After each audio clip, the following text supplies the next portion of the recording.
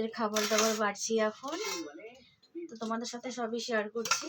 দেখো আজকে এখানে রান্না করেছি ভাত আর চিকেনটা তোমাদের দাদাভাই কিনে নিয়ে এসছে, কারণ ছেলে মেয়ে চিকেন ছাড়া একদমই খেতে পারে না।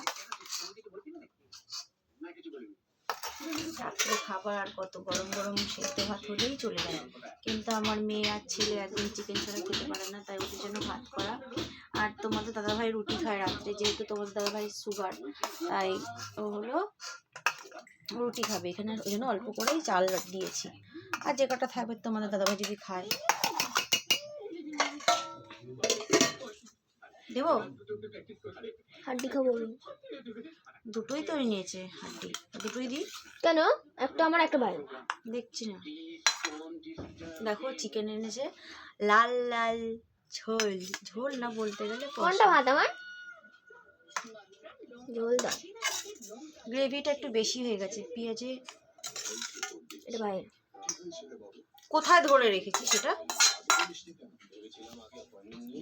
হ্যাঁ, তোমরা দেখতে পাচ্ছ কিনা আমাকে জানি না, কিন্তু আমি তো এখানে সব খাবার দাবার বাড়ছি, তাই। পেছনের ক্যামেরাটা ভালো না, তা কি করবো আমি?